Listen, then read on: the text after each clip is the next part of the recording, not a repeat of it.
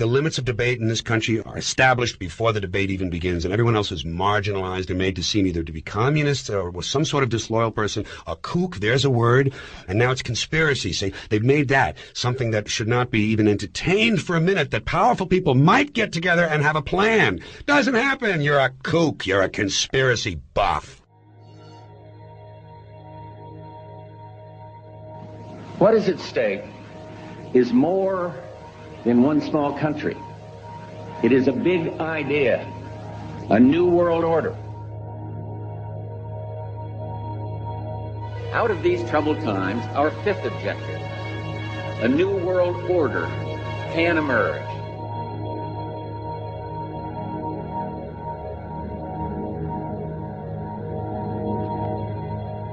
В своем движении в другом направлении, к новому мировому порядку.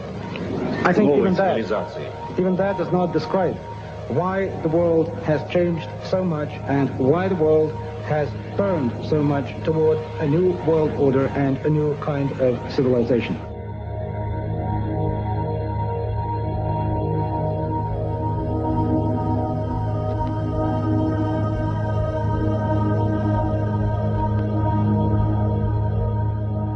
After 1989, President Bush said, and it was a phrase that I often use myself, that we needed a new world order, and instead it looks like we got a lot of disorder.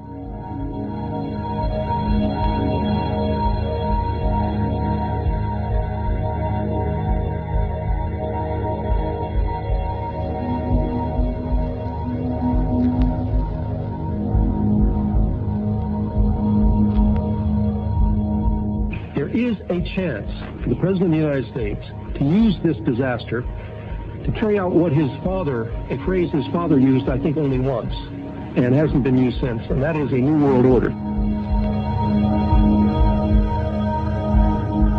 This was a stirring address, in my view, shorter than his father's speech when he announced the new world order.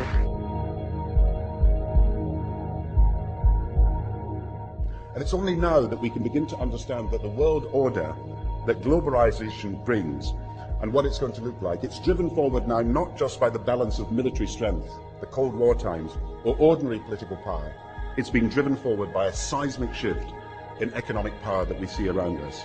We've got to give them a stake in creating the kind of world order that I think all of us would like to see. Thousands of people gathered to hear Barack Obama deliver key foreign policy speech on his current European tour.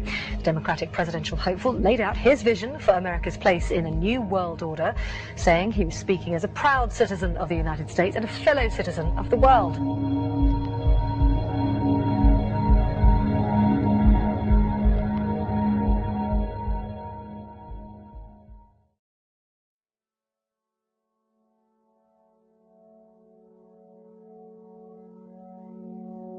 This film is unique in that it systematically studies the origins, activities, and destiny of evil. Presentations in this genre make all kinds of predictions about the future, most of which will turn out to be wrong. Instead of dwelling on the future, I'm going to survey the past. The New World Order is like a rope. That rope is made up of cords of political, military, economic, scientific, cultural, and religious power. Each cord of the New World Order rope is composed of people at the outer layers who have no idea what the ultimate goal of those at the center of each cord is.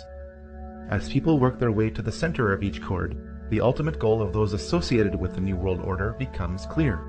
A one-world government, a one-world economy, a one-world military, a one-world society, and a one-world religion, all enforced with absolute control under a single world ruler. This goal is not democratic. In fact, most people will not want this goal to be pursued because it limits their freedom. In spite of popular resistance, this goal is being achieved through secrecy and progressive conditioning to make the public want this goal. There is plenty of evidence that this goal exists.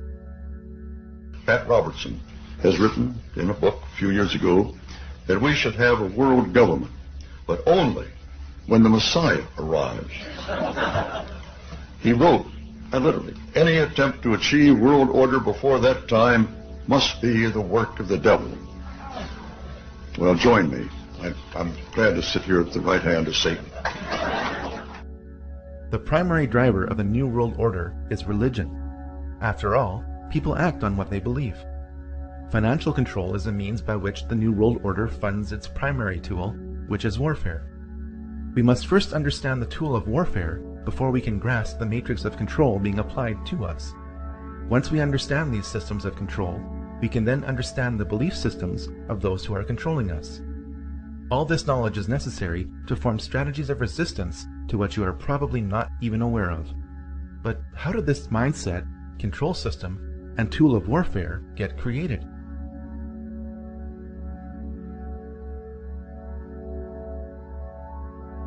All secret societies trace their origins back to the ancient mystery religions practiced in Sumeria, Egypt, and Babylon. These ancient mystery religions were responsible for keeping a closed population in total subservience to a small elite, which were worshipped as gods, or as intermediaries between the masses and the gods.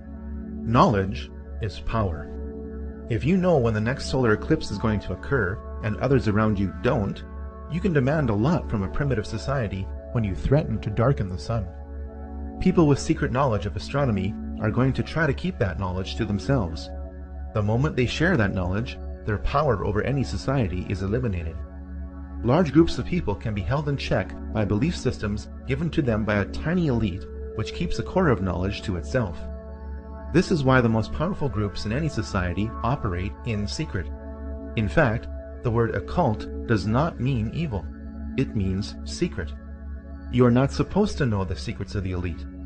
Once you discover and verify these secrets, you'll be shocked at how the elite control you. The very word secrecy is repugnant in a free and open society, and we are, as a people, inherently and historically opposed to secret societies, to secret oaths, and to secret proceedings. And there is very grave danger that an announced need for increased security will be seized upon by those anxious to expand its meaning to the very limits of official censorship and concealment. That I do not intend to permit to the extent that it's in my control. For we are opposed around the world by a monolithic and ruthless conspiracy that relies primarily on covert means for expanding its sphere of influence, on infiltration instead of invasion, on subversion instead of elections, on intimidation instead of free choice, on guerrillas by night instead of armies by day. It is a system which has conscripted vast human and material resources into the building of a tightly knit, highly efficient machine that combines military, diplomatic, intelligence, economic, scientific, and political operations. Its preparations are concealed, not published. Its mistakes are buried, not headlined. Its dissenters are silenced, not praised. No expenditure is questioned, no rumor is printed, no secret is revealed.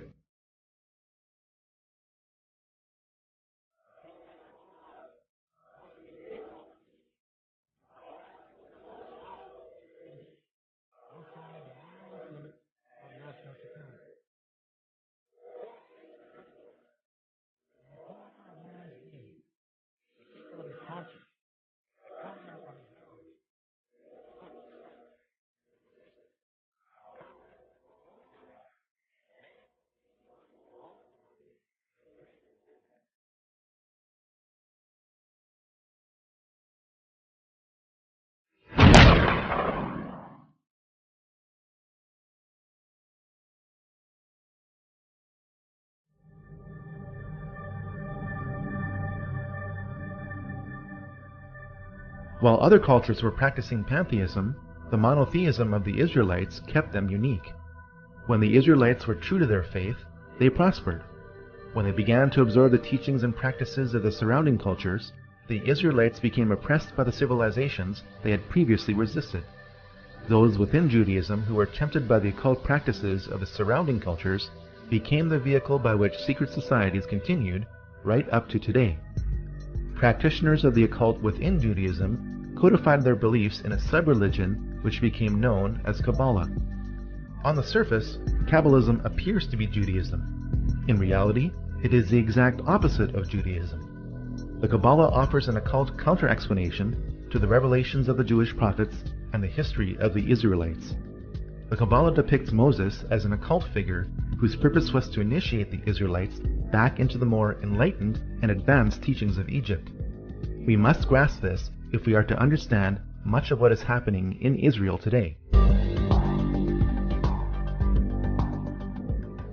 The emergence of Christianity during the height of the Roman era became a problem for the Romans. The more the Roman government tried to suppress Christianity, the more Christianity grew. Please remember that the next time somebody tries to tell you that religion is just a tool of control. Because the Roman government couldn't eliminate Christianity, it eventually decided to merge its belief system with it. The moral decline of the early church can be traced back to the time when Constantine decided to become a Christian for whatever reason.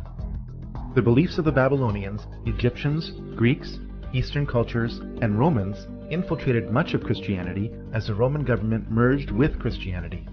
At the heart of this infiltration was Gnosticism. Gnosticism means salvation through knowledge, while Christianity means salvation through Christ. Gnosticism has always been the primary driver of the New World Order.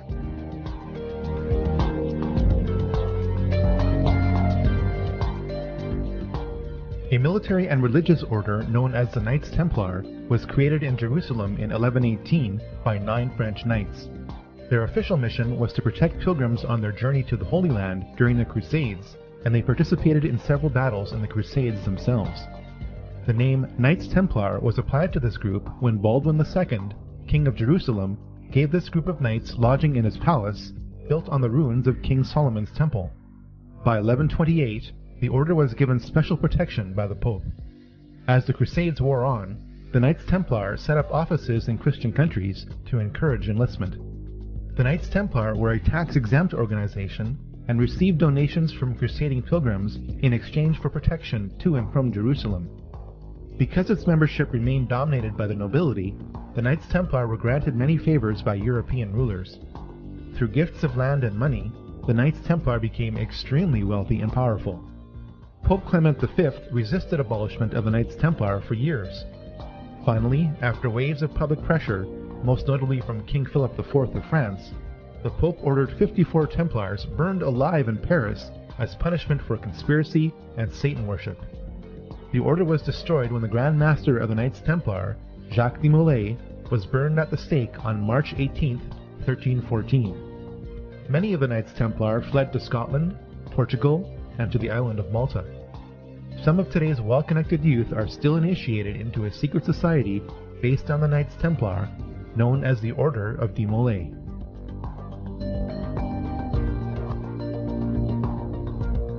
The Rosicrucians were a religious order that combined the beliefs of ancient mystery religions with Christianity. It is not known whether the Rosicrucians were founded independently of the Knights Templar. At some point, these two groups merged and became one. After the Knights Templar were abolished, the Rosicrucians became the key vehicle by which occult teachings were spread throughout Europe. This has also been the case in much of the Jesuit order as it led the Counter-Reformation.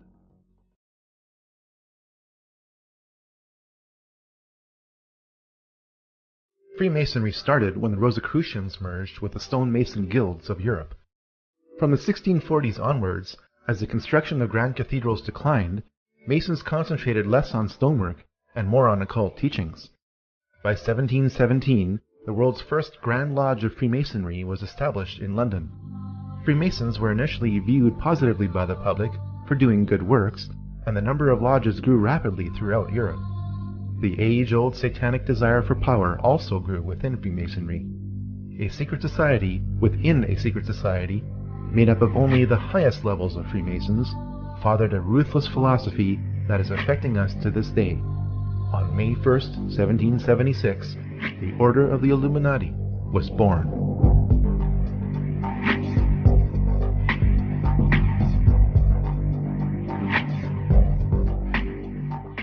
The Illuminati were a perfect storm of Freemasonic, banking, and religious interests. If you are truly interested in separating fact from fiction, what remains as fact about the Illuminati from original sources is most disturbing. By reading Robeson's Proof of a Conspiracy, the goals of the Illuminati become clear. Abolition of all monarchical government and patriotism to it. Elimination of private property and inheritance. destruction of the traditional family, and eradication of all religion.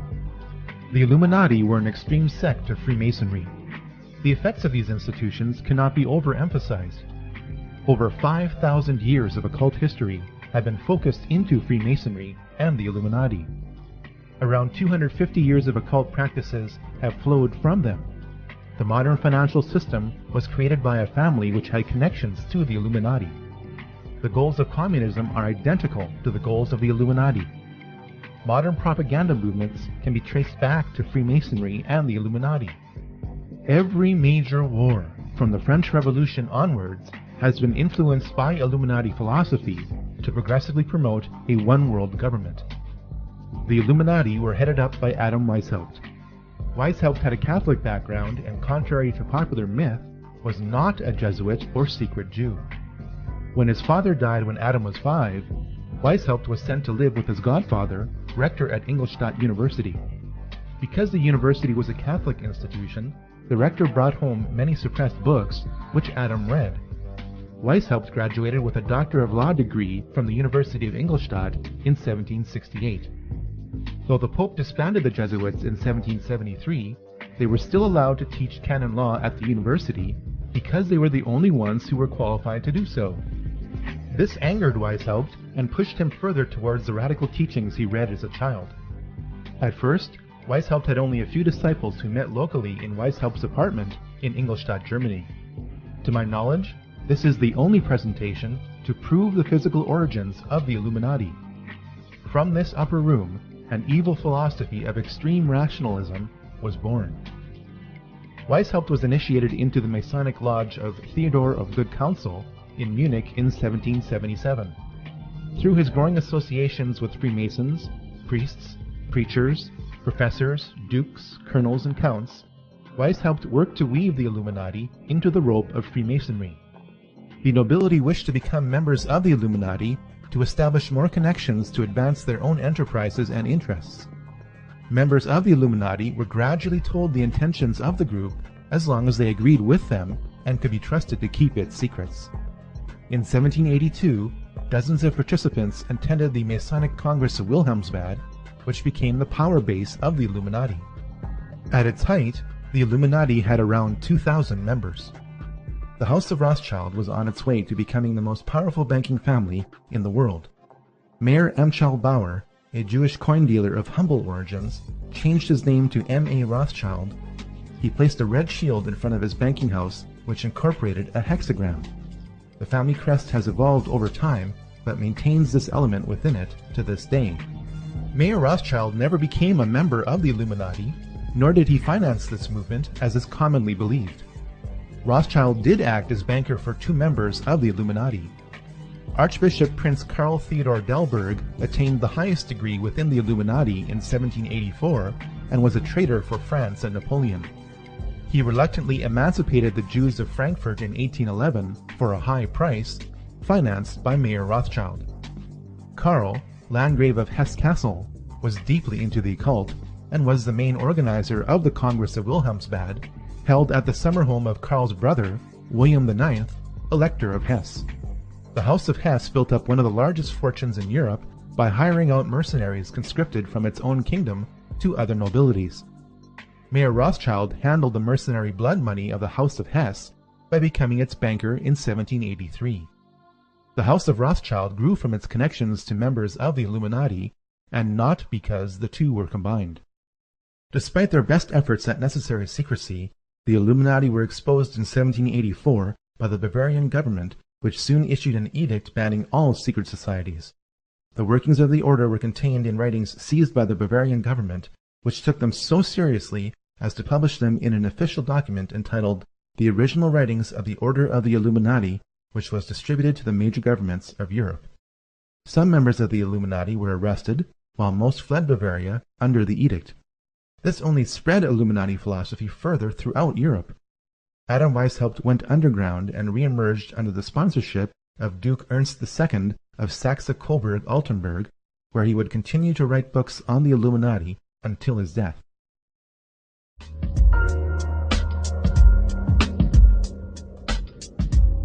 Scattered from Bavaria, The Illuminati quickly re-emerged in France within pre-existing revolutionary groups, the largest of which was the Jacobin Club. The Jacobins, with the money from the Duke of Orleans, bought up and transported out much of the grain supply in France to create an artificial food shortage in 1789. The famine that resulted drove people to revolt. The Jacobins told the people to blame the famine on King Louis XVI and Queen Marie Antoinette. The fate of that French monarchy was sealed in the minds of the public when it was alleged that Marie Antoinette said, "Let them eat cake," in response to the famine. Jacobin propaganda pinned this saying on Antoinette to create maximum hatred for the monarchy. It worked. The hatred of all authority in the French Revolution did not stop with the execution of the French king and queen in 1793. By the time the 6 successive waves of the French Revolution had passed, over 18,000 people had been guillotined without trial. Decapitated heads of the nobility were stuck on bayonets and paraded throughout the streets. The Christian calendar was abolished. The work week was lengthened to 10 days straight. By the time the French Revolution burnt itself out, it is estimated that this program killed 300,000 people, all in the name of liberty, equality, and fraternity. The world's first revolution, guided by the Illuminati, was complete.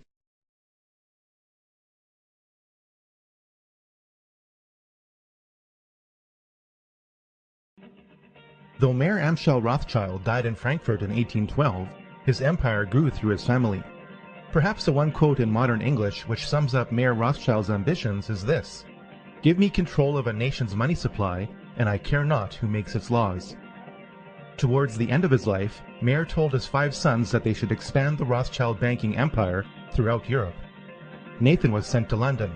Amschel stayed in Frankfurt. Solomon went to Vienna. Karl traveled to Naples. James stayed in Paris.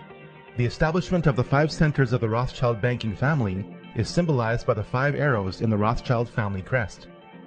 The alliance between the Rothschilds and Illuminized Freemasonry continued with this new generation. Freemasonry was a common element with Adam Weishaupt, 3 of the 5 Rothschild brothers, and Napoleon Bonaparte. Napoleon was initiated into Freemasonry in June 1798. Napoleon was part of the Inner Masonic Club, but his imperialist ambitions could not be contained. Keep in mind that Napoleon appointed himself as King of France in December 1804. Napoleon enjoyed immense success as Emperor of France, yet his policies contained a fatal flaw. Napoleon's Banque de France, which would provide interest-free loans to the people of France, was a direct threat to the Rothschild banking empire. The Rothschilds decided to defeat Napoleon's army, not through military conquest, but by financial dominance. Napoleon needed so much money to finance his war that he agreed to sell all French territory in America through the Louisiana Purchase of 1804. Nathan Rothschild in England took Prince William's money transferred to Amschel Rothschild in Germany and used it to fund British forces. Jacob Rothschild in France was one of several banks helping to fund Napoleon's army. This means that the Rothschilds were busy funding both sides of the War of 1812. The modern financial system, started by the Rothschilds, has been funding both sides of every major war for 200 years. While the Battle of Waterloo was a defeat for Napoleon, it also was a guarantee of financial domination for the Rothschilds. Because the Rothschilds had a network of banking couriers throughout Europe, they were the only merchants allowed to pass through the English and French blockades. One of these couriers crossed the English Channel with the news that Wellington had won the war a full 24 hours before Wellington's own courier. Nathan Rothschild knew that he was armed with this critical information before anyone else was. He ordered his workers to start selling holdings of British war bonds. Other traders observed this maneuver and started selling their bonds in a panic. The bonds became worthless as everyone thought that Rothschild's action meant that Napoleon had won the war.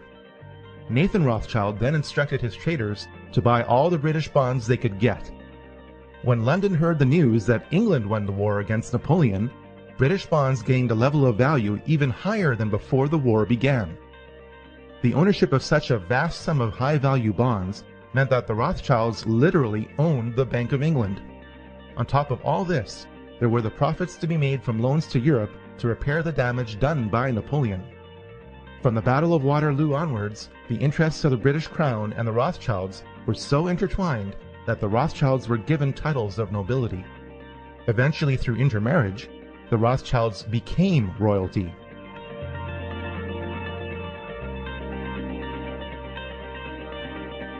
Following the Napoleonic Wars, the Illuminati thought that the nations of Europe would be so tired of fighting that they would agree to enter into a federation. Switzerland was declared to be a neutral country into which member kingdoms could deposit their money. Since the post-Napoleonic nations of Europe were heavily indebted to the Rothschilds, it could be argued that the Congress made Switzerland act as the modern version of the Knights Templar for the past 200 years. Now you know why Switzerland has acted as Europe's untouched bank during the European slaughters of World War I and World War II. The Congress of Vienna resulted in a treaty. Russian Tsar Alexander I opposed this treaty because he saw the Congress as an Illuminati takeover. The Rothschilds vowed that the Romanov dynasty would someday come to an end.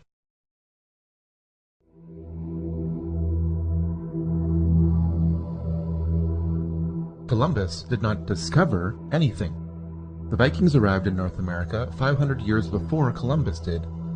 Manly P. Hall, the most prolific Masonic author of all time, wrote a compact book in 1944 entitled The Secret Destiny of America. It confirms that the Old World knew about the New World for thousands of years. Columbus sailed to the West because his family and those who paid for his expedition were steeped in Rosicrucianism and wished to lay the foundation of a New World Order.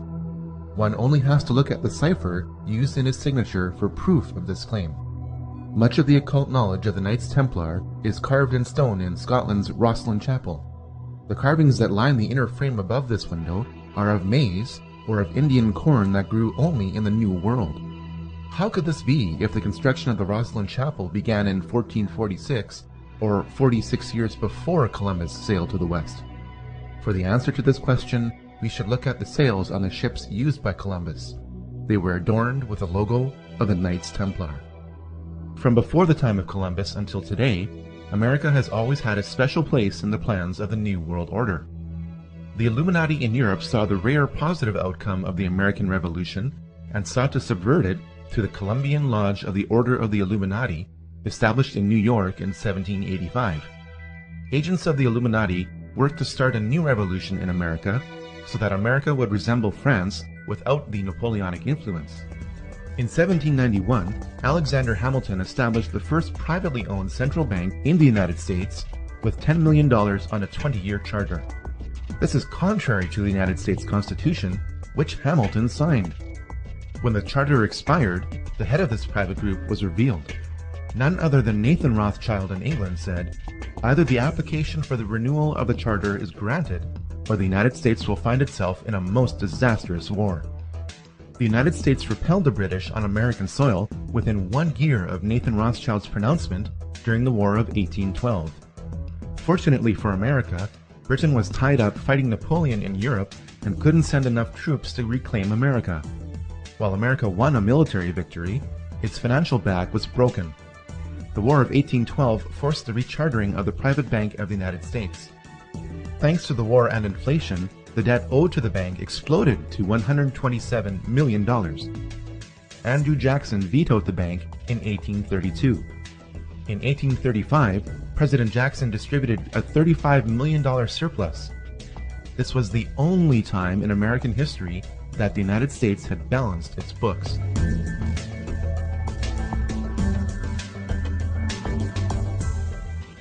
The Rothschilds had their sights set on reclaiming America. A divide-and-conquer strategy would be used by creating a conflict between the North and the South. The North was to be a British colony annexed to Canada under the control of Lionel Rothschild. The South was to be a French colony given to Napoleon III of France under the control of James Rothschild. Lincoln's main problem shifted from slavery, which he outlawed, to how he was going to pay for the defense of America against the international bankers who were destroying it. Lincoln came up with a brilliant solution called the greenback. The government would print its own interest-free currency that would later be redeemable in gold. The bankers wouldn't stand for this. On April 14th, 1865, 5 days after the South surrendered, Lincoln was shot by John Wilkes Booth. Booth was a member of the Knights of the Golden Circle.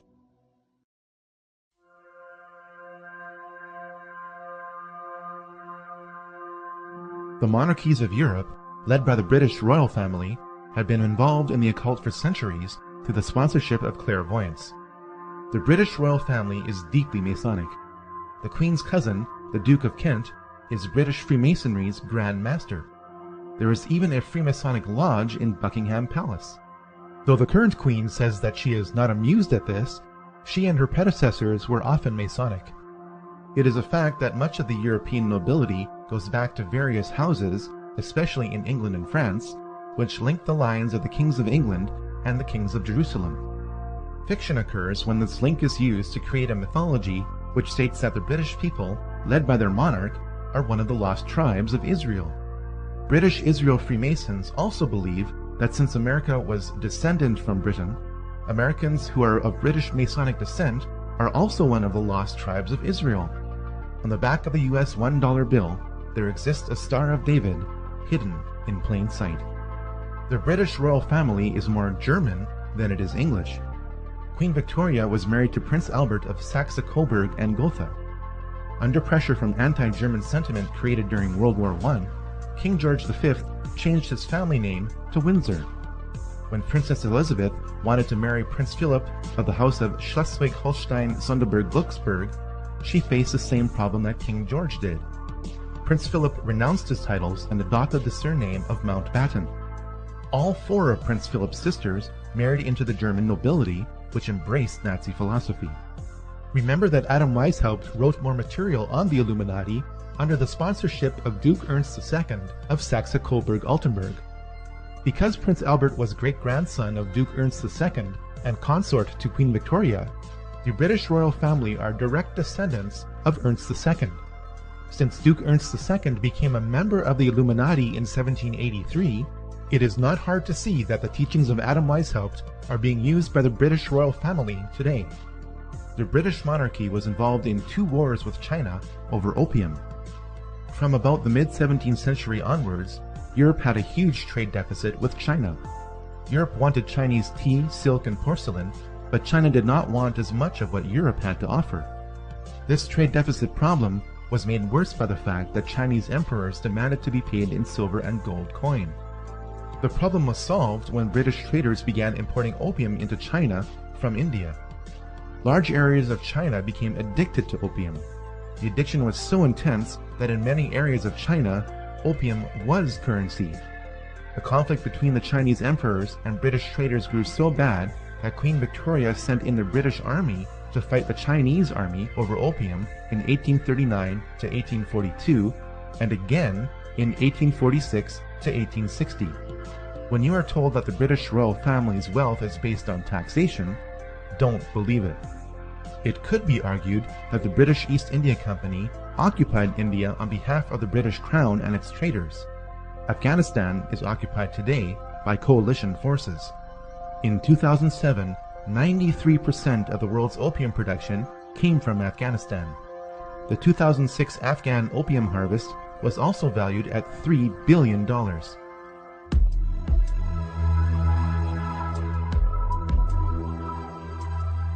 The Round Table groups are the most influential and interconnected secret societies in the Western world. While Cecil Rhodes did not start any of these groups, he was instrumental in ensuring that they worked together toward a common goal. In 1966, Georgetown University history professor Carroll Quigley defined this goal in a massive work entitled Tragedy and Hope. One of the members of the Round Table groups sponsored Carroll Quigley, who was given access to their secret records to produce what the group thought would be an internal publication. As a teenager, I heard John Kennedy's summons to citizenship. And then as a student at Georgetown, I heard that call clarified by a professor named Carroll Quigley, who said to us that America was the greatest nation in history because our people had always believed in 2 things: that tomorrow can be better than today, and that every one of us has a personal, moral responsibility to make it so.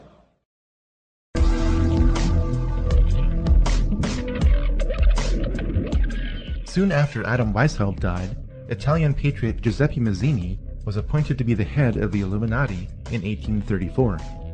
Mazzini became a 33rd degree Mason while attending Genoa University. The most important thing about Mazzini is that he formalized the Mafia. The name Mafia is an acronym which stands for Mazzini Artefizia Ferti, Incendi and Everlameni, or Mazzini authorizes thefts, fires, and poisonings. With the wave of Italian immigration to America starting in the 1890s, the practices of the Mafia merged with the Illuminati of America.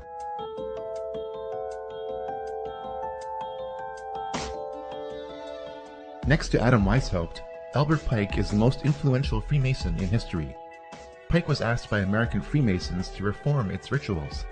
He did so in a Masonic handbook entitled Morals and Dogma of the Ancient and Accepted Rite of Freemasonry, published in 1871. The Knights of the Golden Circle, or KGC, was a Masonic organization dedicated to establishing a golden circle of territories between Mexico, Central America, the Caribbean, and the southern states, which would officially sanction slavery. Albert Pike was associated with the KGC and created several spin-off groups from it, including the Ku Klux Klan. While he was Sovereign Grand Commander of the Scottish Rite of Freemasonry, Albert Pike created his own office of Chief Justice of the KKK. This is also borne out at the location of his statue, which is in Judiciary Square in Washington, D.C. Albert Pike is responsible for inflaming racial tensions that were the official cause of the U.S. Civil War. Now you can understand how the American Civil War was really about who would control the money supply of the United States, and that slavery was a secondary issue in this conflict.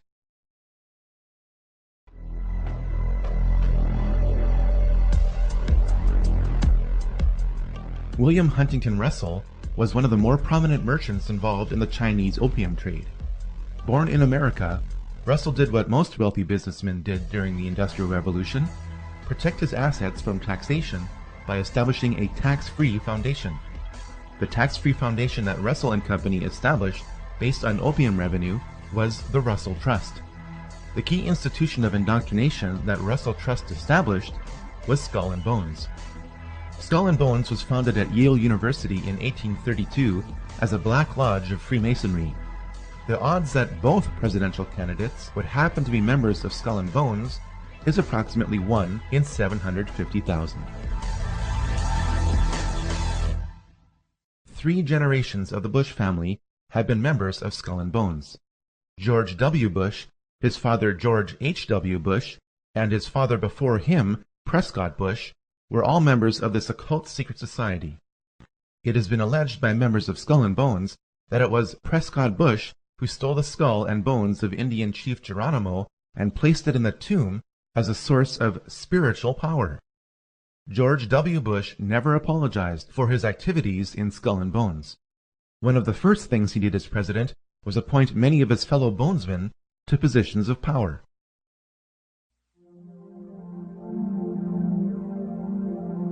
Georg Hegel was a German philosopher who came up with a basic system for achieving the goals of the Illuminati called the Hegelian dialectic.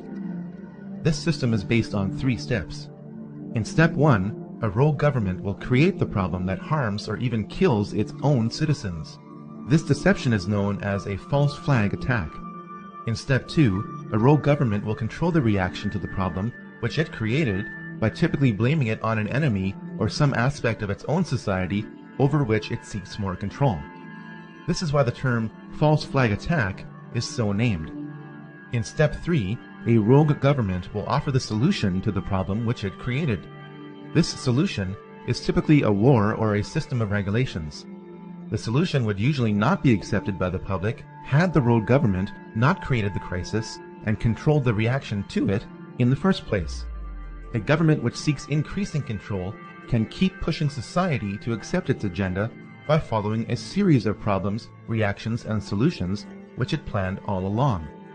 The significance of the Hegelian dialectic is not how evil it is, but rather how often governments choose to follow it. There has not been a major war in the 20th and 21st centuries that does not follow the Hegelian dialectic.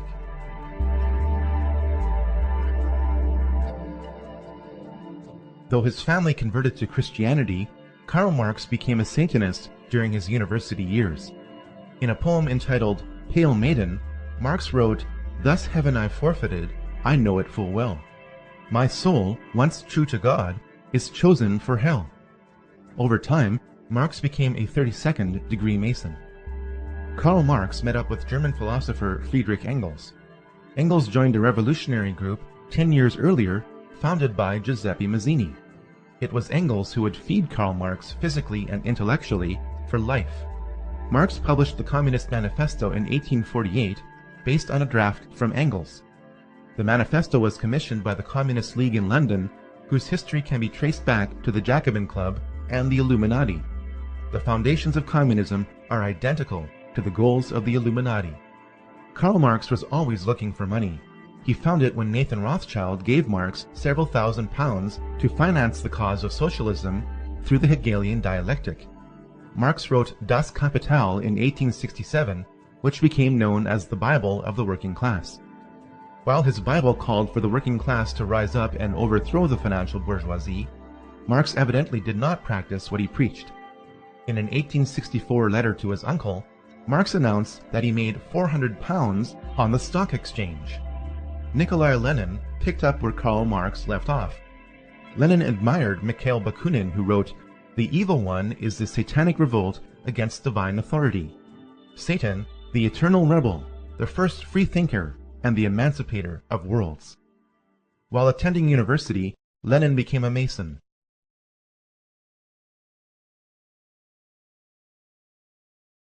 Stopped by Andrew Jackson and delayed by Abraham Lincoln, the international bankers finally seized control of the financial system of the United States.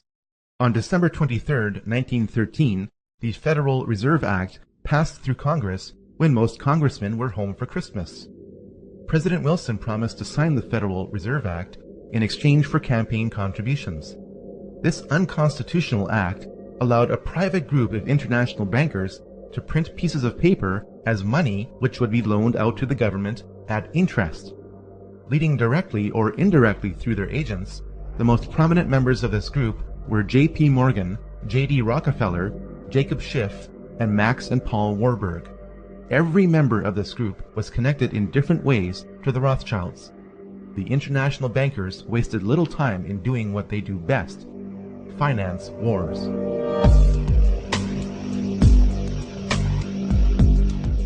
The bankers of Europe and America found a way to ignite the growing tension between Germany and the Anglo-American establishment for the economic and cultural dominance of Europe. Most people know that the flashpoint of World War I along the Western Front was the torpedoing of the Lusitania on May 7, 1915.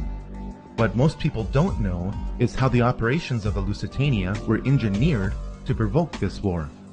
British intelligence broke the German war code in December 1914. This meant that the First Lord of the Admiralty, Winston Churchill, knew where every German U-boat was in the English Channel. The Lusitania slowed to await the arrival of its military escort through the channel. Churchill ordered the escort to return to port. The Lusitania was crawling alone through a war zone.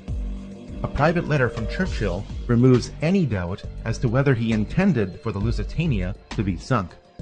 Roughly 1,200 people lost their lives in an engineered event designed to start a war. The Germans claimed that the Lusitania was carrying arms from America to be used by Britain against Germany. 93 years later, this claim has been proven to be true.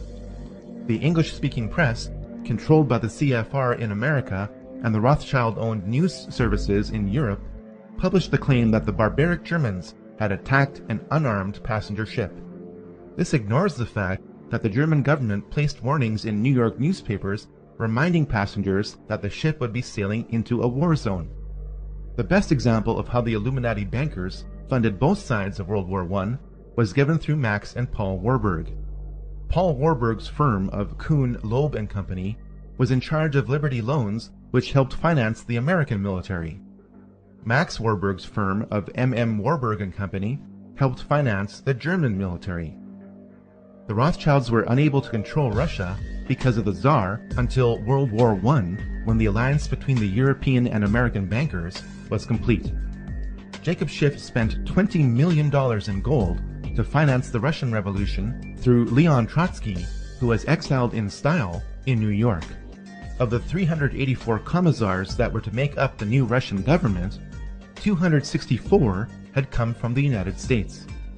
When the ship carrying the men and materials for the revolution were seized at the port of Halifax by Canadian authorities, President Wilson secured their release by stating that if they weren't let go, the U.S. would not enter the war. Lenin, exiled in Switzerland, promised to make peace with Germany if he overthrew Russia's temporary government.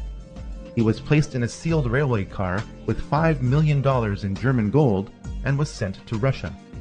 When the elections were held in November 1917, Lenin's communists received only 24% of the vote.